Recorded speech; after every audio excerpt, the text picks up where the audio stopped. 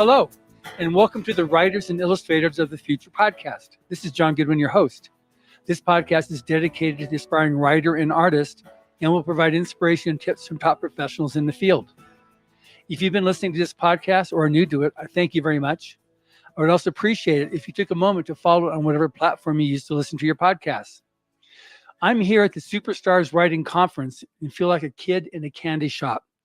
There are so many amazing creators here, and I now have the pleasure of interviewing James Artemis Owen, an amazing artist and brilliant author. He's known for his creator-owned comic book series, Starchild, and I just finished reading the first volume of his fantasy series, The Chronicles of the Imaginarium Geographica, titled Here There Be Dragons. So that's how I know him.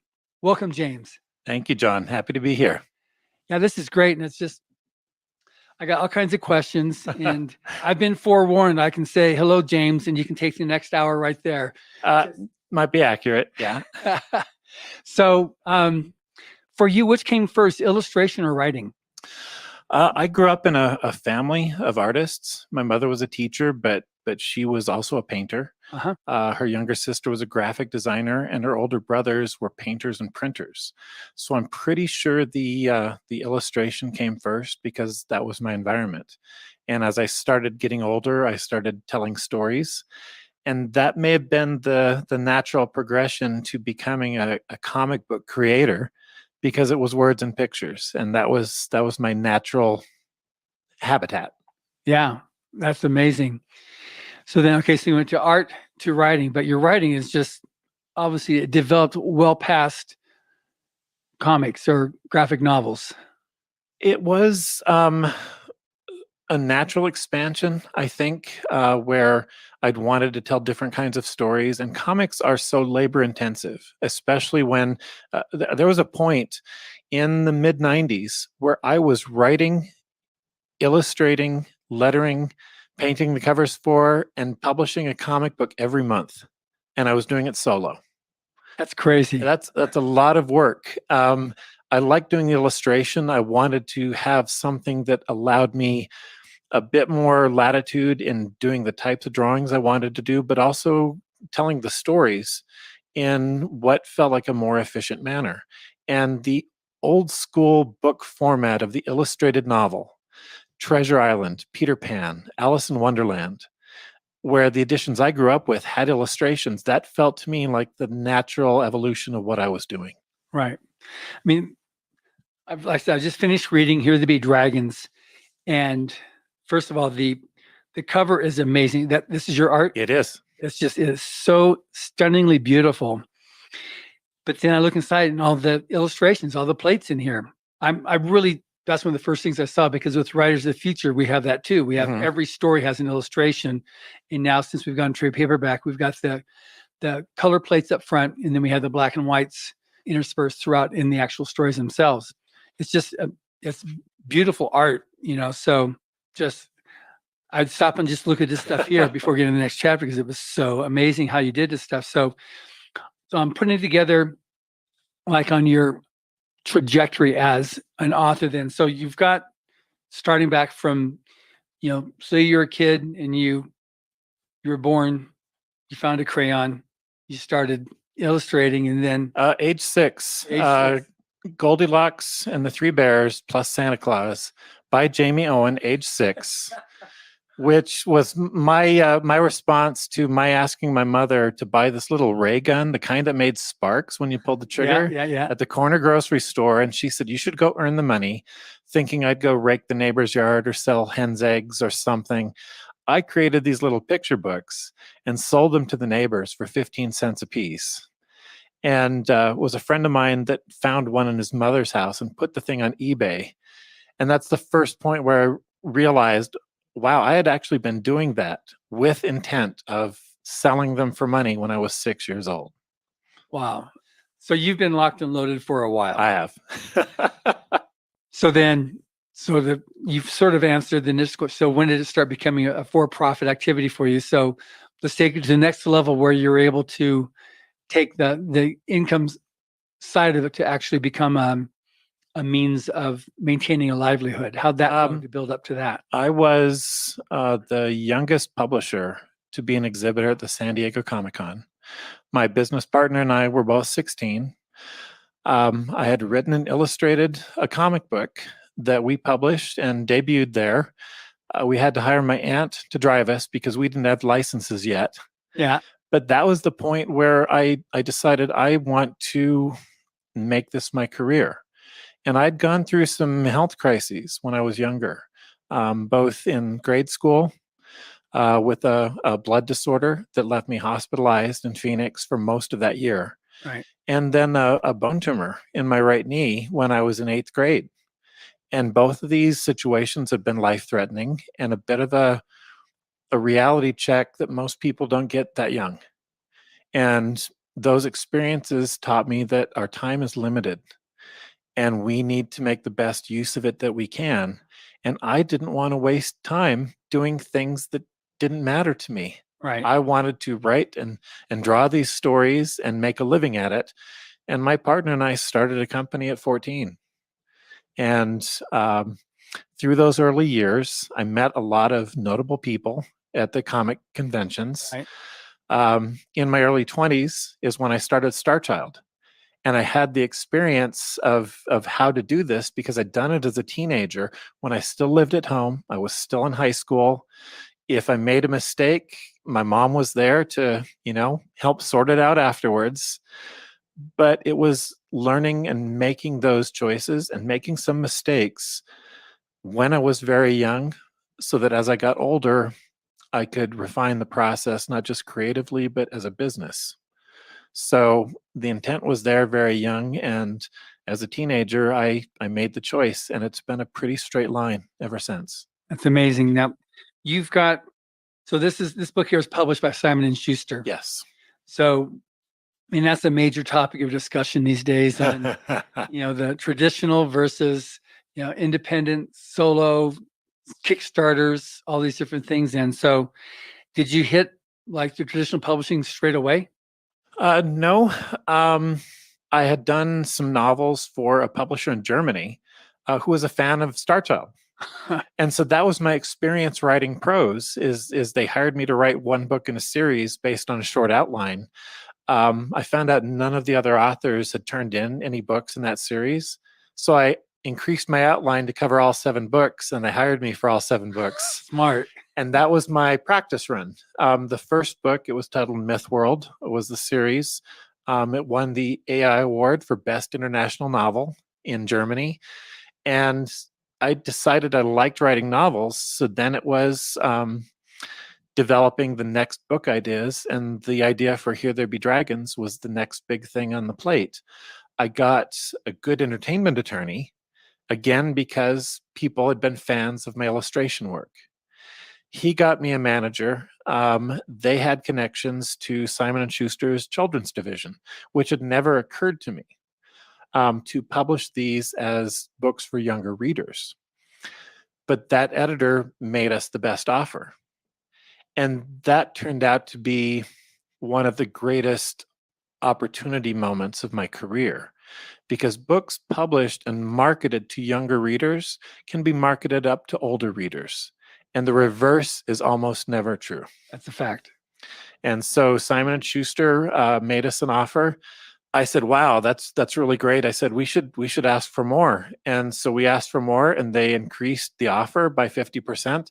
And I said, wow, that was pretty fast. Maybe we should. And my manager said, no, say yes. Just say yes.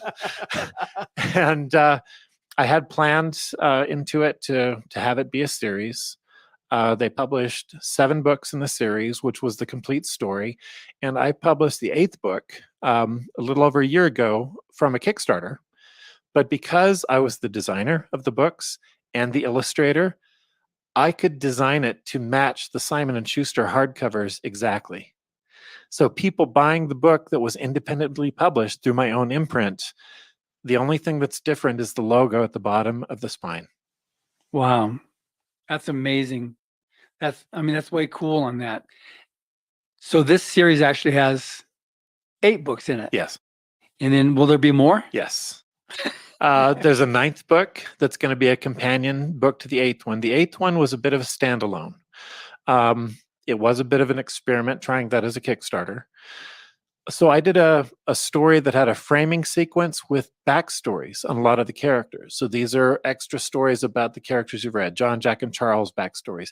Tumblr's vacation trip. Oh, I'd love Tumblr. It had stories from all the eras that I touched on in those books. The 9th book is going to be similar, more of an anthology format. And then there will be a second Chronicles, which will be 5 books, all of which will be published by my imprint Coppervale. Wow, that's great. Now, this, I mean, it's obviously YA reading and stuff because it's very easy, but your use of all the known mythology, going through this thing here, how did you come up with this idea of doing that where you create a new, it's not a new myth, I mean, you put your own mythology in there, but you just, how you lay it all out and sequence it so that it aligns with all the Greek mythology and all these other things that are their own worlds of story, and you make them all part of your story now. So you kind of like, I have co-opted pretty much all of Western literature. Exactly. Well, in one of the Mythworld books that I wrote for the German publisher, there was a story about a library / gallery / coffee shop, a very unique place called the Pickle Factory, based on a real place in my hometown. But they had a very eccentric library. So I was coming up with different ideas for very eccentric books. One of the books that I described was an atlas of maps to imaginary lands owned by H.G. Wells. And that one line stuck in my head as, this is bigger. This is a bigger idea. So the Imaginarium Geographica is that atlas, and it contains maps of every land from every story you've ever read. Every myth, legend, fable, or fairy tale has a corresponding map in that book, which has been kept secret by the caretakers, who are people in the real world, like Jules Verne and Wells and Charles Dickens and Edgar Allan Poe. And the idea that some of the things they wrote about in fiction might not have been fiction. Maybe these were real adventures they had because they had this huge secret that they kept. That was the first part of it. The other part was I love the idea of creatives and community. The Inklings clearly played a role in this. The Pre-Raphaelite Brotherhood as a group of artists was hugely inspirational to me. My own artistic heritage. My mother is a Millet. The American painter Francis Davis Millet was who the term soldier of fortune was coined for. Wow. He was the youngest drummer boy in the Union Army in the Civil War. He went on after the war to art school in Belgium, where his roommate was John Singer Sargent. He came back to America, and he paid for art school by translating works of Tolstoy and publishing those. That paid for art school. He came back to America, where he married Aunt Lily, and the witness at their wedding was Mark Twain. He was one of the heads of decoration of the White City World's Fair, the Columbian Exposition in Chicago. That same group designed and originated the American Academy of Art in Rome, where the first patron that Uncle Frank enlisted was P.T. Barnum. And then he was finishing his affairs here to go become the next president of the Academy, when he had gone on a tour of the courts of Europe with his best friend, Major Archibald Butt, who was an aide to President Cleveland. And they booked passage home on the Titanic. Oh, no. John Jacob Astor's manservant got off on one of the lifeboats and wrote about how the last thing he saw was Frank Millet and Archie Butt breaking open the gates to third class and steerage to let the women and children out, giving away their life vests to the first 2 women who came out, then breaking open a deck of playing cards that was a gift from the King of Denmark to the president, and playing a game of cards. And that one inspiration, and knowing that people like that existed, that I had a connection to, and he knew all of these people. He knew Twain. Twain introduced him to Robert Louis Stevenson. There were these connections through my actual family history that I thought, this is the sort of thing that those what if questions. What if these people had met earlier? What if we didn't know about these connections? What if there was a secret life and a secret world where these people were meeting and exchanging ideas and having adventures. And that was the basis for all of these books. I mean, that's fascinating. And now I understand, like, this is such a far out concept, or I don't not say far out, but just it's that you would have it's not even audacity, but just the desire, or even the thinking that something like that would be okay to do, to have that idea to even to take all these things and to encapsulate them into your storyline. But now with your story, your personal story, it makes perfect sense. Well, even with the reading level, the plan was to market them to young adults. Simon and Schuster republished all 7 of them in 3 big omnibus editions, meant to attract the Game of Thrones crowd. Without the illustrations, did not change a single word. It was all about the marketing. But the example I give to people when I get asked about reading level, about younger readers, and I say, a younger reader who's a good reader can enjoy them. The older they are and the better read they are, the more they're going to get out of them. Exactly. So the chapter about the Green Knight in this book, the Green Knight is a knight made of wood. To a younger reader, knight made of wood, that's cool. Exactly. Yeah. A slightly older reader, he's the guardian of the island of Avalon. So there's an Arthurian myth tie to this. And that's interesting. As you read a little more deeply, you realize the Green Knight is actually Charles Darnay from A Tale of Two Cities. And he became the Green Knight as penance for Sidney Carton's sacrifice. But you don't have to know any of that to enjoy it. But if you do know that, you realize there are deeper levels to this, and that these fictional characters were friends of Charles Dickens, who was a caretaker. No, that's what I didn't have that much depth, but I did get a lot of what you're saying here, that on the surface it's just very fun, fast reading, but then the history that you have of fantasy and of planet Earth, as you've got in here, and going through the various levels. And it was like the clever one when they're in the tower of the map maker there, where they went to, he left the door open and that monster made it out, that sea serpent made it out, and then it went into the other door, which, where is that? It's in Scotland. Oh, right. That was hilarious. There comes Mr. Loch Ness himself.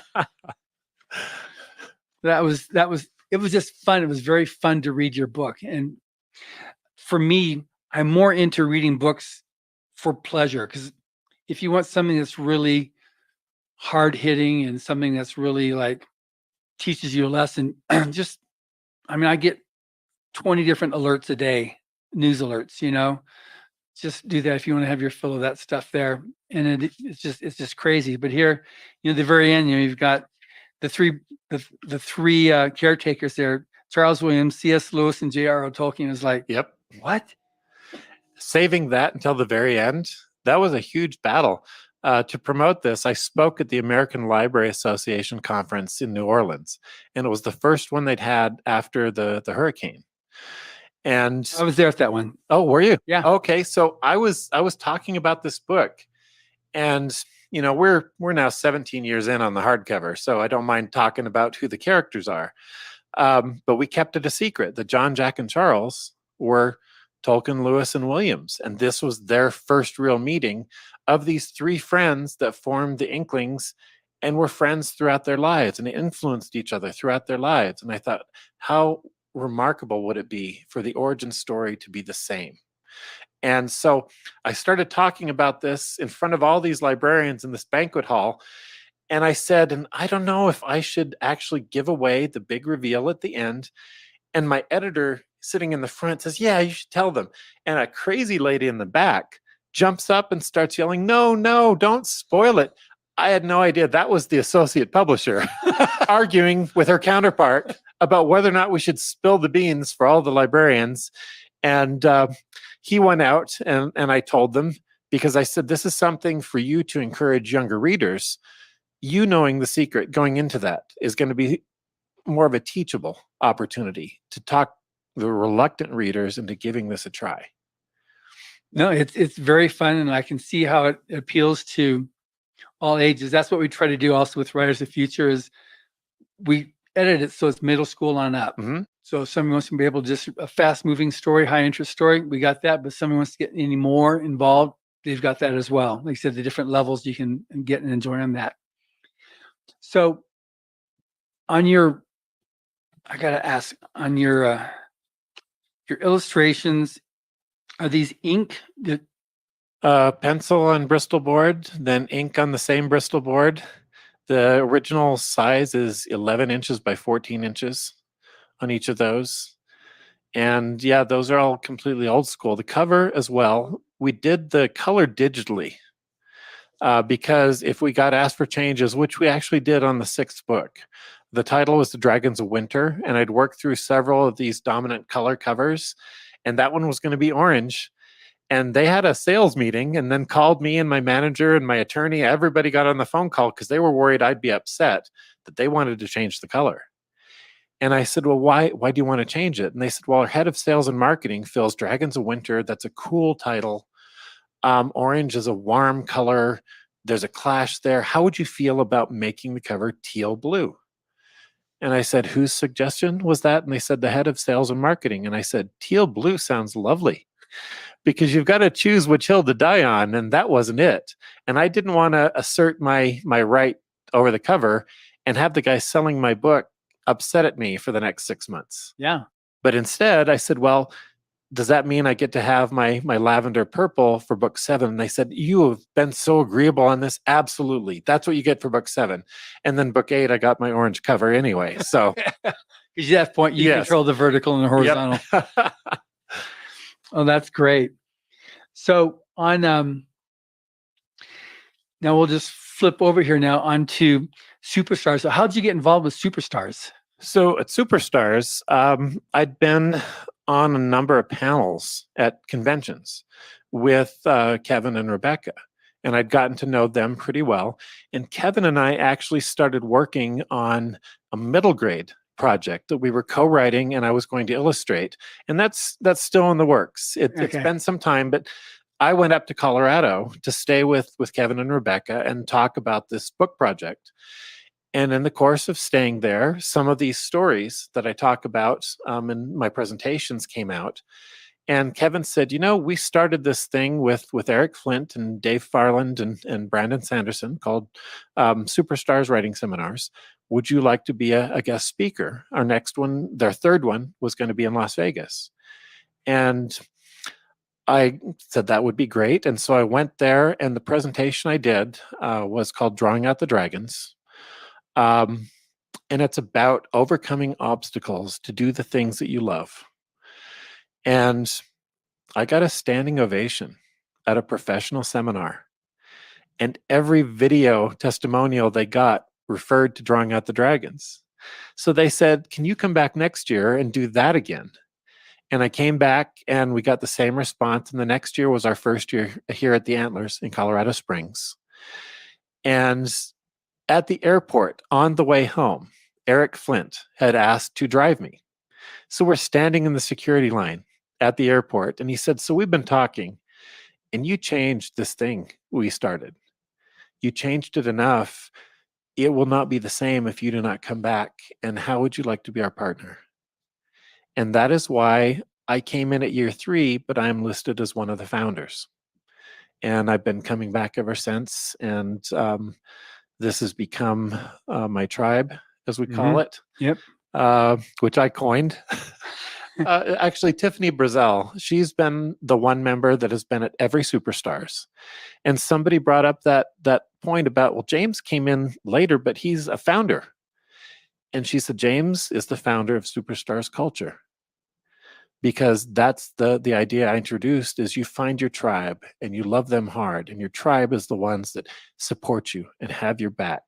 And that has permeated this entire seminar to the point that we have so many repeat members that come year after year. Yeah. A lot of them have come back because Drawing Out the Dragons has become the other primary keynote.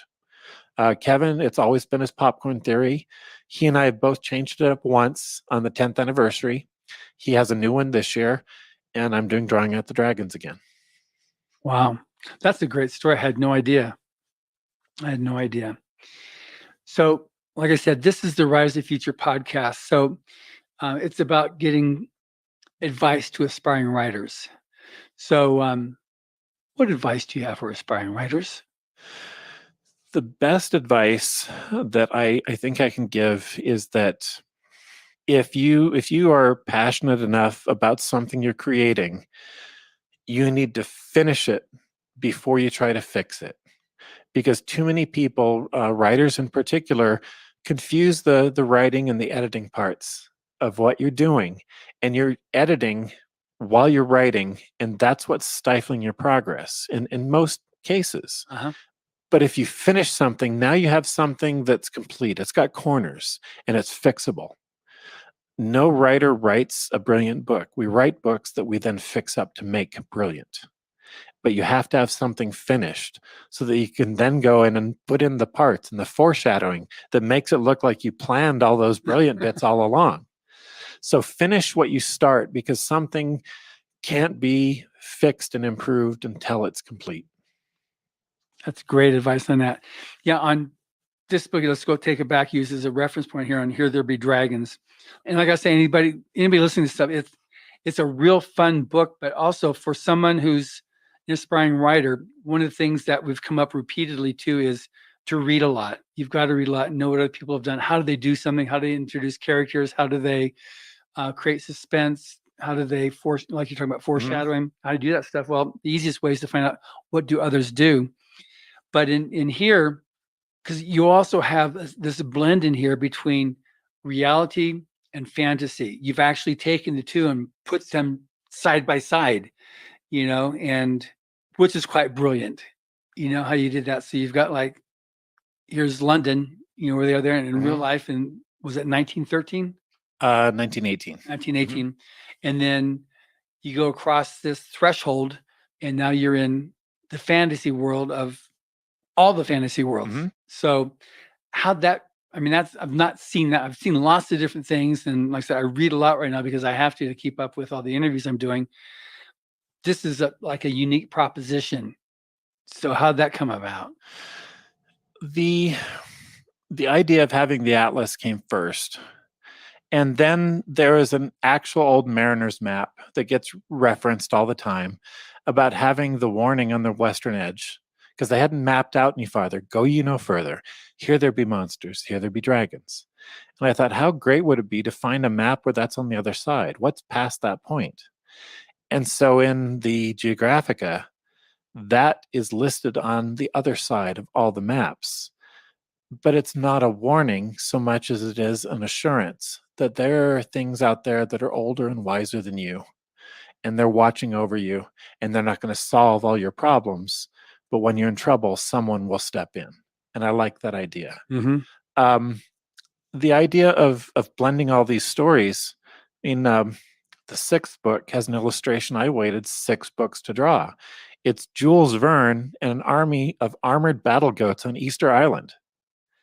So literally, this is me drawing on all the stories I ever loved and figuring out a way to combine them where people can interact in a way that made sense. And the caretakers of the Geographica, stretching back 1,000 years, meant that there was a connecting thread that allowed me to bring in any of these people. Back to Homer. I can bring in Homeric myths. I can bring in Odysseus. Gilgamesh is in this at one point, because there's this thread that allows me to tie them together in a very credible way. And people read stories for so many different reasons. And one of the reasons I read them is those what if moments where no one on earth has a sure knowledge of what occurred in that little window or this window or that moment. And I would like to fill in those spaces for people with the most wonderful possibilities that we can't know that for sure, but what if this actually happened, and how wonderful would that be? That's great on that. Now, you had a lot of people toasted at the end, and then you devised how to bring them all back, except for one. So how'd that work? I got it's YA, so you're going to do that, but I don't know if it's like you got to be willing to kill off some of your darlings, but I don't know if he's so much a darling, but he's a principal person, at least in my respect for Jules Verne, you know, so this one dude doesn't make it. I'm not saying Jules Verne gets roasted, but one of his main characters that I grew up loving. So all these people get toasted, and then you worked out how to bring them all back and recover all these areas that have been totally decimated, except this one person. Well, I didn't quite get that. Understand how that come to be. There were points where I because of my background in comic books goes through these cycles, and you have good stories and bad ones. But on the publishing side, the mercenary side of that, protect the trademark. We can kill off a character, but we're going to have to bring him back at some point. And there are times where I felt like some of these deaths need to be unexpected, and they need to be real to be appreciated, and they need to stick so that we value what they were before. Because if characters are brought back too easily, then the lessons are lost. Sure. And one of the reasons that one had the fate he did was because of the recognizability. It was somebody that was prominent enough that it wasn't just a side character that people could say, well, he wasn't really important to the narrative or to the caretakers who wrote about him. The reason it was effective is because he was well known. Sure. Good. Okay. He was like all points centered in on him, and he definitely was. And obviously it impinged on me. Yeah. Yeah. Okay. So we talked earlier before starting this thing on this is a contest that was created by Owen Hubbard in 1983. So what's been your experience with the contest as, I guess, as an outsider looking in, because you're friends with several of our judges. Right. You're talking about Eric Flynn, who was a winner turned judge. Kevin entered just shy of 20 times. Now he's one of our most beloved judges. You had Dave Farland, who was a winner turned judge. And Brandon Sanderson, I don't know how much he's still involved with it, but he was one of the founders. He's a judge. So from your perspective, what can you say about the contest and its value? I was aware of it before the last decade or so. Yeah. But the fact that so many of my partners as the other founders of Superstars were as involved as they were, Eric, Kevin, and Dave, and then now Jody, whom I became very good friends with, meant that I was aware on a greater level. I've gotten to know a number of the winners because they've been attendees here. So I've talked to them more about their experiences. Some of my good friends have attended the award ceremony. Joshua Esso is an editor who I'm very close to. I think the fact that you have created an event, you have this event that is at a level that the wider world has come to expect of media awards events. I've seen so many things in my career that began very young, where it was almost a secondhand sort of thing. The awards were more for the people giving them out than the people receiving them. And everything about writers and illustrators of the future has to me been about elevating these people.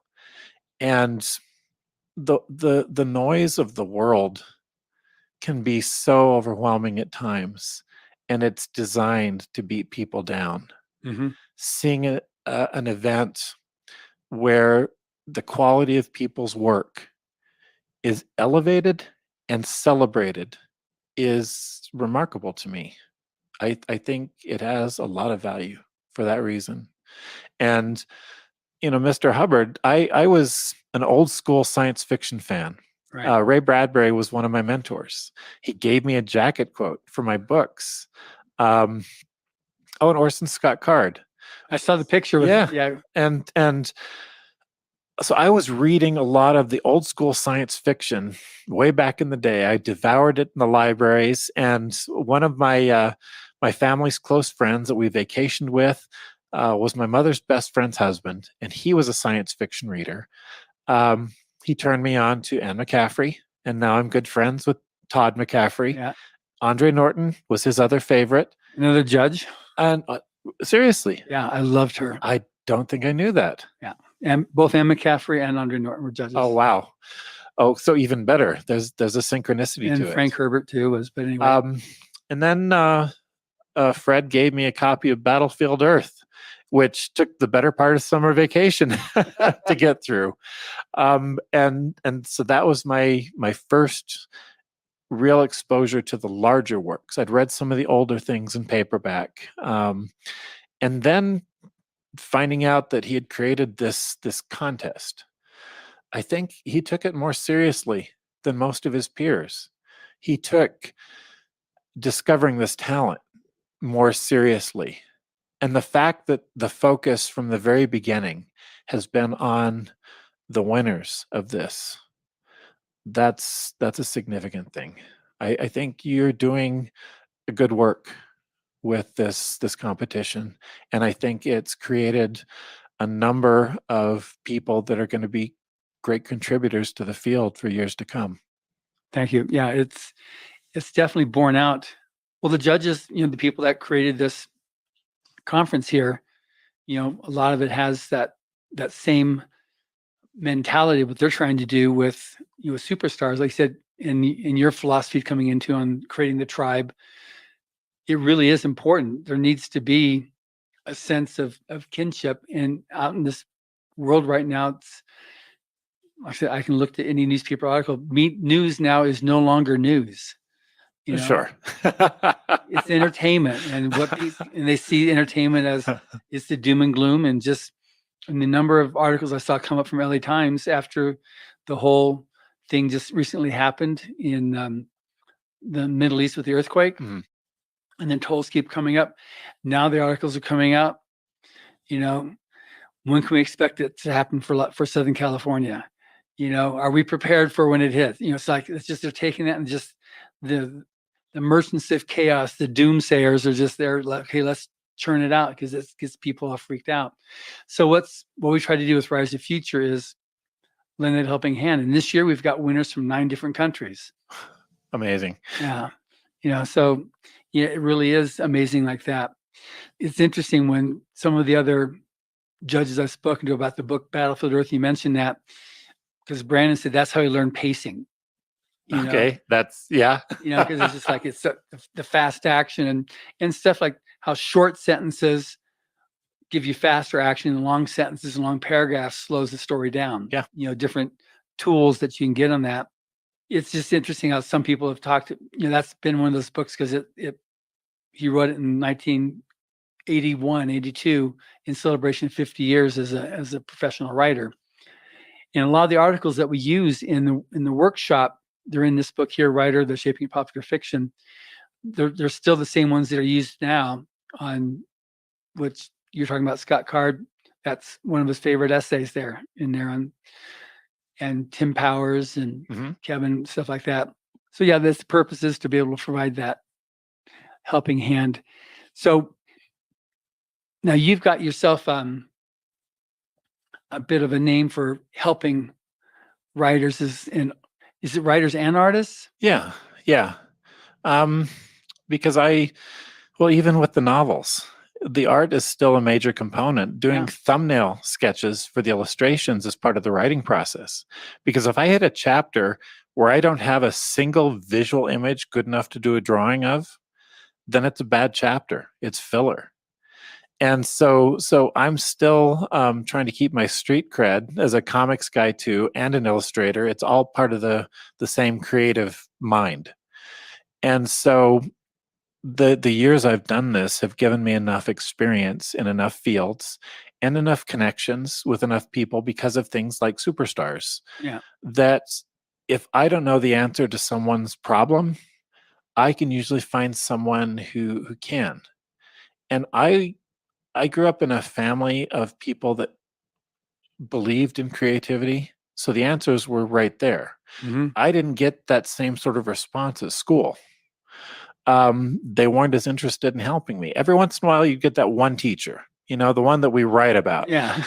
And I thought, there's so many people who are so afraid to ask because they don't believe they're going to be taken seriously. They don't believe they're going to be encouraged.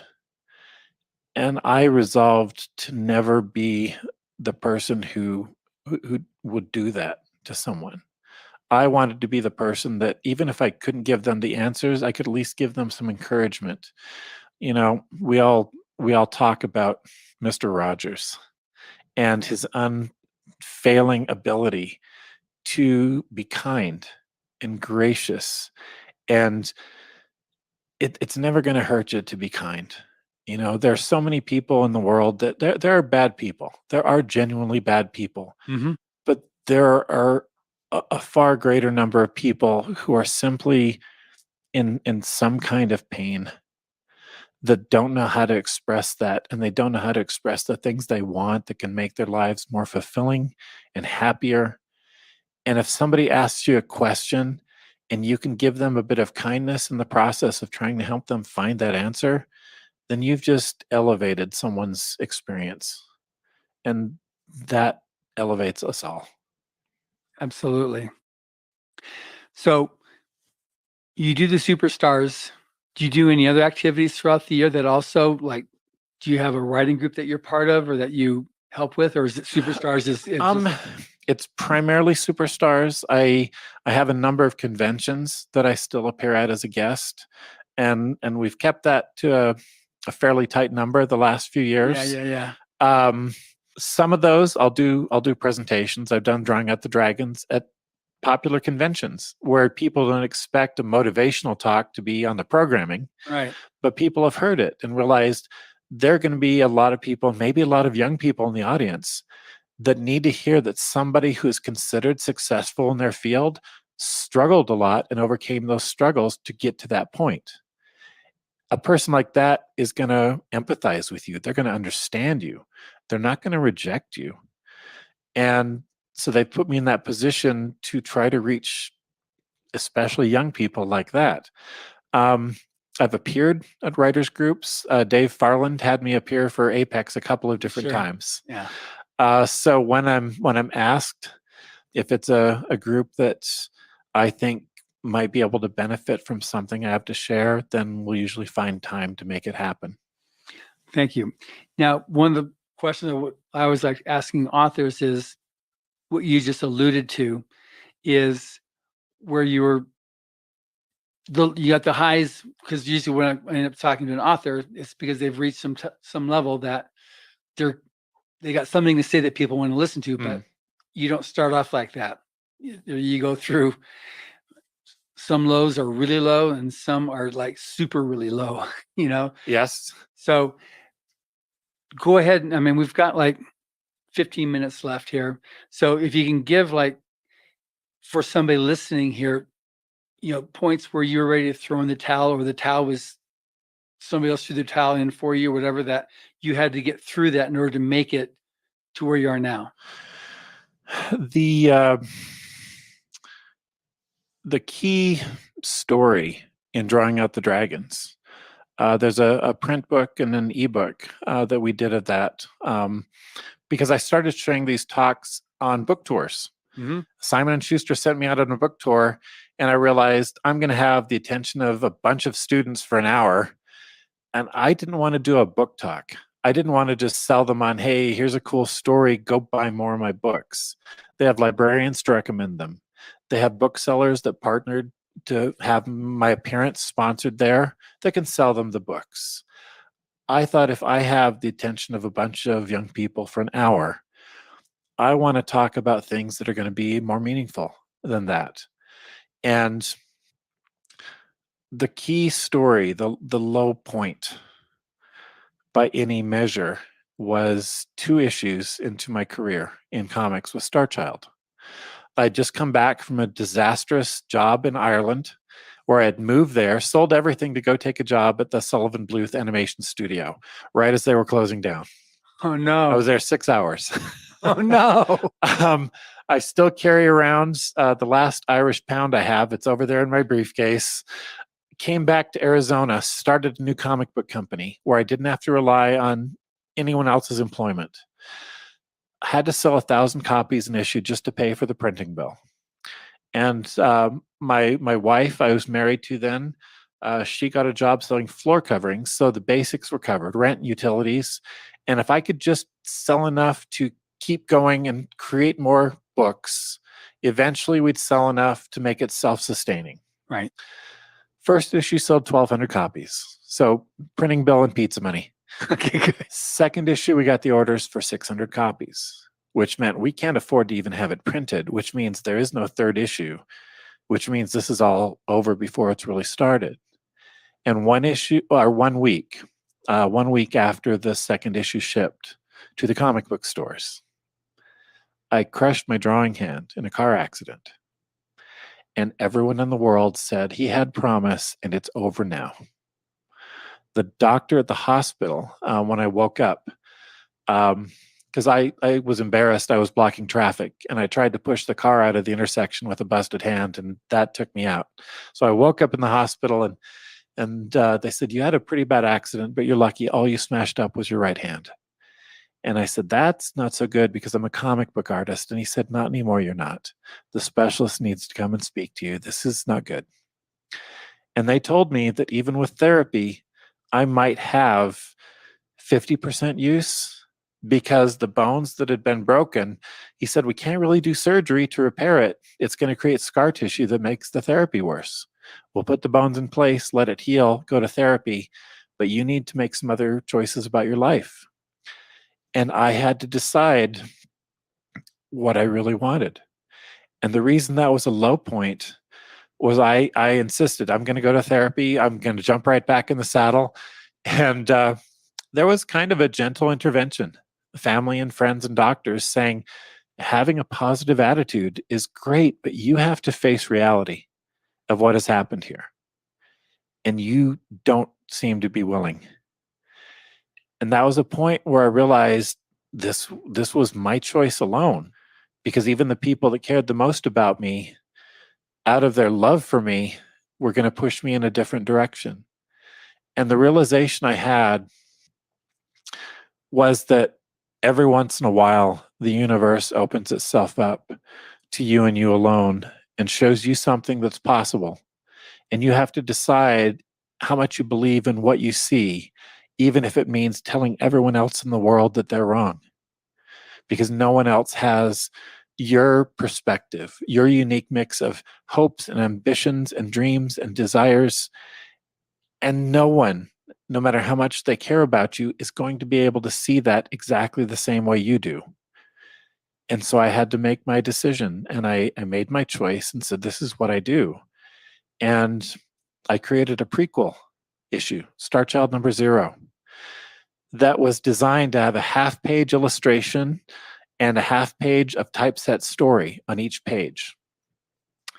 And I did the layouts for those half-page illustrations left-handed because I make my choices about the lines with my mind, and I had another hand that was slower and it didn't have the muscle memory, but I could still make those lines. Mm-hmm.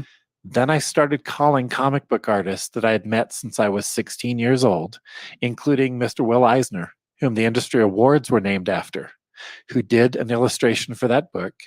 Some of the best artists in comics finished those illustrations, and the deal was if they would do those illustrations for me so I could publish an issue, I would donate all the art to children's charities.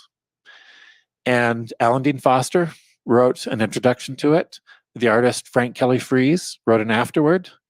We had all of these tremendous artists, several of whom worked with Neil Gaiman on Sandman. So there was a high profile for that book. My wife lost her job in the meantime, and we hoped we would sell 3,000 copies to pay the printing bill on the previous issue and move forward. And the thing about making hard choices, especially in your lowest moments, is anyone can complain about their fate. But someone who is visibly stuck in the mud and insisting, I'm going to get this cart out of here, people feel inspired to climb in and help you. They see something in your face, they hear it in your voice, and they will find ways to help you. And we sold 45,000 copies of that issue. Then I was invited to go on a convention tour with some of the prominent self-publishing artists. The first 2 issues were reprinted and sold 10 and 15,000 copies each. because now all these thousands of people wanted to know where the story was going. The third issue I did after a year of rehabilitation, picked up where the story left off. We went on to sell hundreds of thousands of those comics, which got the attention of the editor in Germany, who hired me to do Mythworld, which gave me the experience to write and sell Here There Be Dragons. Wow. One, that's an amazing story, obviously. But two, you sound a lot like John and Jack. I'll take that. Two of the principal characters in here, when you just said that, like, wow, that's John. Wow, that's Jack. I'll take that as a compliment. Oh, absolutely. Absolutely. That's interesting you said it also, because Kelly Frias was our first founding coordinating judge for the Illustrators of the Future. And Will Eisner was one of our first judges. Oh.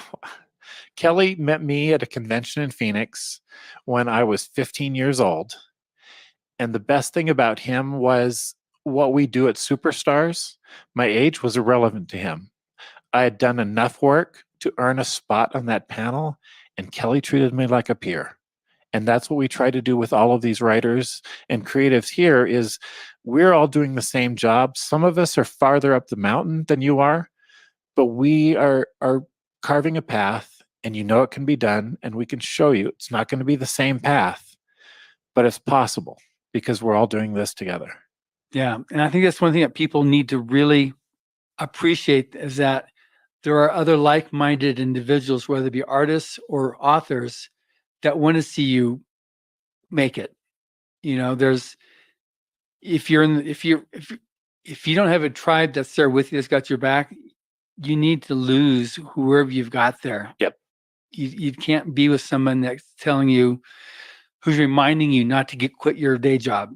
You don't need that. You have your own concerns about it. You need somebody else to reinforce that and just kind of like keep you down.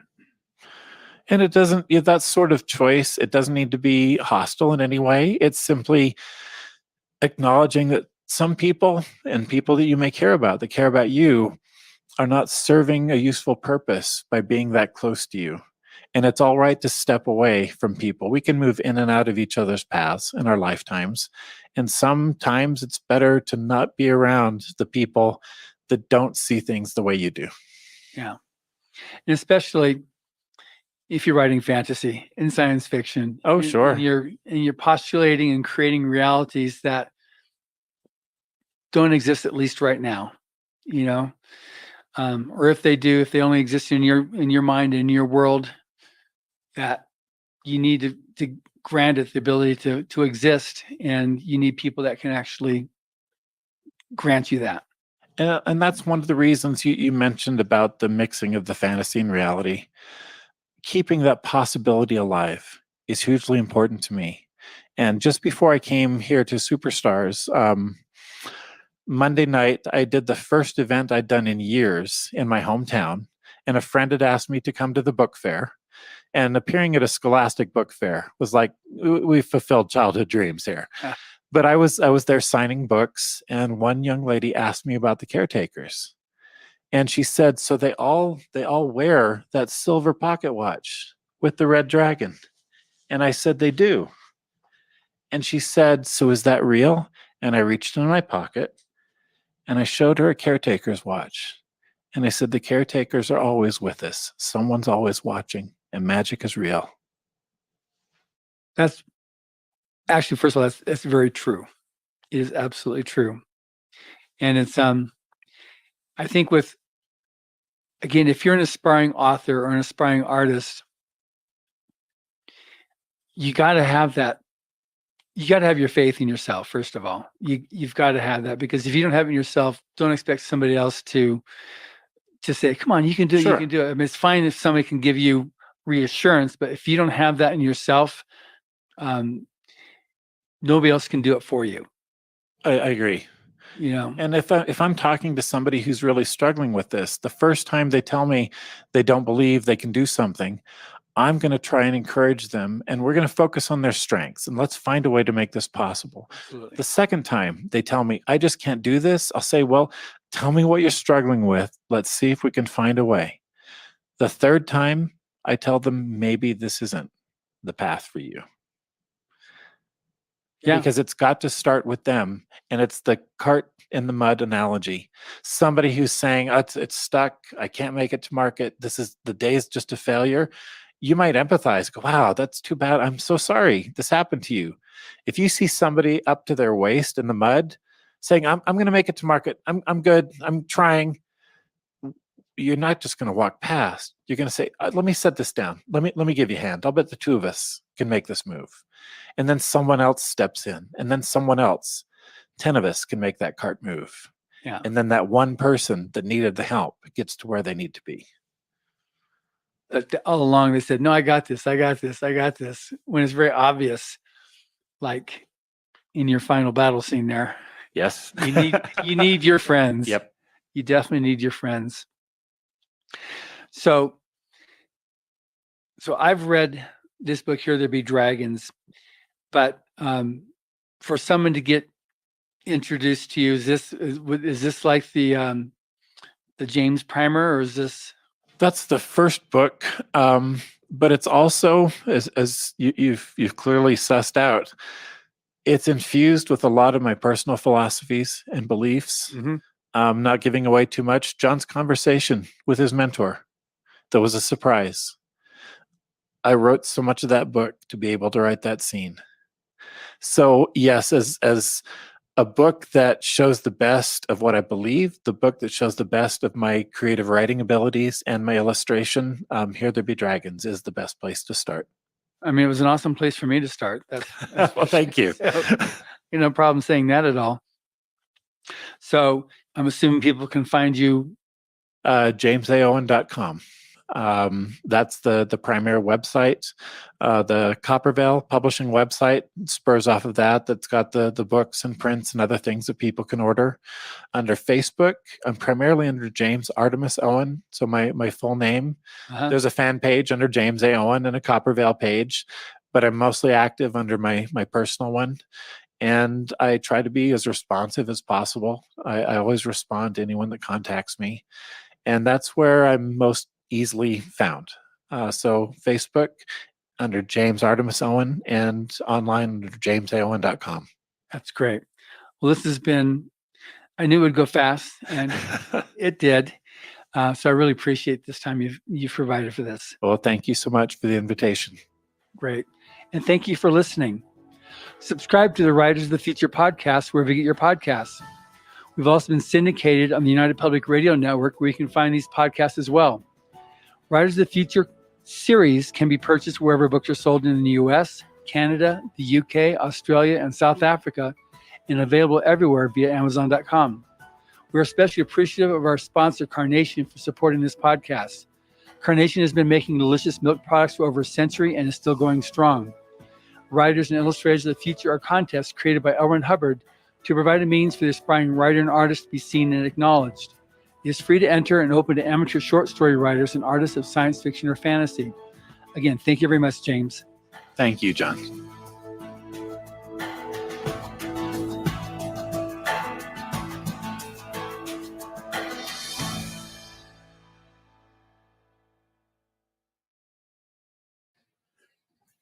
Good evening, everyone, and welcome to News on the Flip Side. Yes, we've been doing news on the flip side a lot lately. It gets scary when we're not doing essentials because y'all know that's news. News on the flip side can be news. It can be any weirdness in between, any strange people we like to bring on just to put y'all out there, you know. It's a lot of strange stuff going on in the world today.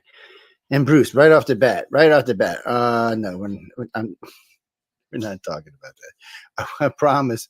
Sometime this week we will address the pants on backwards thing. I promise you we will.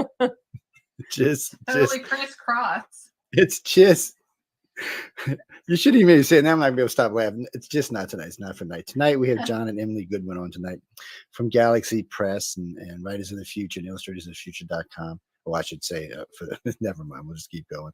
Writers of the Future.com is where you go to the website, and y'all should be able to go by there in a little while. But John and Emily have been knowing them for a while. They really are good people. I do give them a lot of trouble because that's what I get paid to do, is to give them trouble. But who paid you? You. No. Actually, there's someone I can't use the word on this show, but there's someone higher up from your organization that sends me a check and says, It's OnlyFans is what it is. It's He the says- damn sexy Joe there. That's it's his actually a nickname on she. She goes, OnlyFans. She Well, says, see if you before can this make you goes blush. further south, why don't you finish your introduction? That's right, y'all. Before we get crazy. This is Anyway, fun. stop. Okay, my brain's going tonight. Let's see. That's what happens when you get up. You stay up till 4. You get up at 6:30. You rip a bunch of computers apart, tear a bunch of software down, post a bunch of archives, and then start rebuilding not one but 2 websites. Yes, people, I'm insane. What can I say? I haven't even had that much coffee yet today. But really, truly, we have John and Emily Goodwin with us tonight. And John and Emily, you really are great people. I love working with them. I love knowing them. They're a lot of fun to talk to. They're a lot of fun to hang out with. When they're working, they're very serious. When they're playing, they're playing. It's a good combination, a good balance there. You really don't find people like this often. And it's not just them. The whole group of everybody over there from Galaxy Press and Author Services is a great group of people. A long time ago, I was giving John trouble about all of this. He said, well, I'm going to give you access. And basically, it was unfeathered access to everybody. I mean, everybody who worked for both companies, all the judges, all the hosts, all the people. And you know how Joe is. Joe's asking all kind of questions, some of which I'm not going to mention tonight. But I'm asking all kind of No, questions. you can't do that. You can't do that, Joe. And so it turned out to be exactly what it is. So I always encourage people, if you can, submit your stuff to Writers of the Future, Illustrators of the Future. They get a lot of overseas people. I was just plugging y'all earlier tonight on one of our shows that airs in the UK at 12. It's 12 our time, 7 their time. And we were talking about Writers of the Future. And, last year they had three people from over there. I said, look, it doesn't matter where you are, unless you're on Mars, you're hanging out with Elon Musk somewhere. You're welcome to come. I mean, you just can't be professional. But all the information you need is on the website. Mm-hmm. Writers of the Future. We have winners from 9 countries this year in coming out for the awards event. That's the most we've ever had. It's great, and they're going to keep going country. Well, I blast them to every country I can, and other people blast them to every country they can, and it's just a good thing. I mean, it's something, and it was weird for me in the beginning too, because I catch myself still doing this. I want to refer to these people as youngsters and stuff, or these kids who won. These are not kids that won. Don't get me wrong; there are a few kids that won, but for the most part, they are 30 up. Is what they are really. And let me rephrase that. The writers are 30 up. Some of the illustrators are a little bit younger. Yeah, still. that's right. And it's a different thing. Some people are second careers too. We've got several winners that win, and even illustrators were in their 60s. Mm-hmm. Yeah, we don't know anything about them other than the art or the story that they wrote and a number assigned to it. So that's all the judges ever see. And that's all the judges really need. I mean, there's stuff, all the work. I mean, you get to read it. I mean, we gave away a lot of books this year, so y'all get to read a lot of what we're talking about this year. I know if Tamara, you listen tonight, I still got yours. They came back for the second time, so I have no idea. I'm just aggravating people in Canada, I guess. I don't know what it is, but I'll find out. I'm going to give them a call today. Well, actually, tomorrow I'm going to give FedEx a call and see what's going on. But, it's supposed to be 4 days. It's been like 3 weeks now. Sorry, guys. Nobody else had any problem. I mean, we gave away all kind of stuff this year. And everybody loved their lightsabers. I know that people have been begging, you're going to give lightsabers away again this year. Mark said he might give some away at 4th of July. Yeah, he might give away half a dozen. I'm just going to throw this in here. I'm new to Writers of the Future. I cannot hear you, girl. You can hear me? Can you hear me? John, you're Emily? whispering. We hear you just fine. Oh, well, why don't I hear her? That's weird. I hear John. It's always Joe. It's Joe. Joe. Well, I hear John. I'm just fine. Okay, that's weird. I'll just turn you up. I don't know. Do you want me to log out and log back in? Maybe. No, if Jay can hear you fine, it's got to be a speaker thing. Oh, it is. I think that little piece on my head earbuds are going bad. They're getting old. Okay. Well, but you're on. Hopefully, can you hear me okay now? Can you hear me now? Yeah. I hear you just fine. Okay.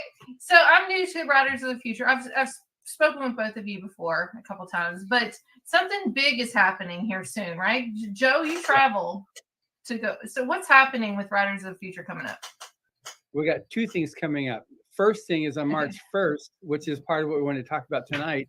We have the cover reveal. And there we've got Tom Wood, and you've had him, Joe, as a guest before you actually spent some time with him. Tom is great. I'm not going to say any more than that. I said time is great, and I'm not saying any more than that. I'm pleading the fifth if y've heard anything else about time. Yeah, but he's an amazing artist. He's got this one huge following called CCP. CCP. It's the Crazy Clown Clown Posse. And So- Oh, crazy! I think I've heard of Crazy Clown Posse. But yeah, he's everywhere. with that. He does all their art. Yeah, he does a lot of art for a lot of different Oh, companies. I know who Matter of he fact, ladies and is. gentlemen, somewhere in the last year, him and I did an interview, and a lot of his work is featured. So when I bring the illustrators on, I usually get access to their websites or stuff they might actually want to put up. Tom and I went through a lot of his stuff. A lot he does. He works for a lot of different companies. If you're an NFL watcher, you'll notice some of the stuff it's going through is actually NFL related. He works with other companies. So you're going to see. I'm not going to get into it, but he's hooked up with a lot of different people. He's an Tom excellent Wood, right? illustrator. Yeah. Yes, and his wife Tom is one of his Wood. models. Do Tom Wood fantasy art. Yes. Yes. Yeah. He Okay, usually hold just on, I comes think right I up have to it. me, but he's Well, probably Yeah, my so he's assistant going to right be now. on March 1st. We were going to have him. He did the cover for. Yeah, there we go. ICP. Yeah, I see. Insane Clown Posse. That's what it is. Yeah. Yeah. So He's insane. it's so. cover Insane for Clown the- Posse. That was Insane Clown Posse, right? Yeah, I think it is. Too. Yeah, But he's- yeah, he's I've an seen amazing all artist. this stuff He's the before. best-selling poster artist in the United States. And I hate to say it, Wow, but I that's did not like his know baby that. stuff. He's Yeah. got some serious artwork out there. Well, wait until you Fantasy. see on the 1st of March the cover that he did for Writers of the Future Volume 39, which is coming out in May. But I we're doing can't the wait. cover reveal online event, which people can sign up for and join us on Zoom for that. It's y'all should check it out, guys. We'll be advertising it ahead of time so y'all won't forget. And Yeah, so we're going to have. So that's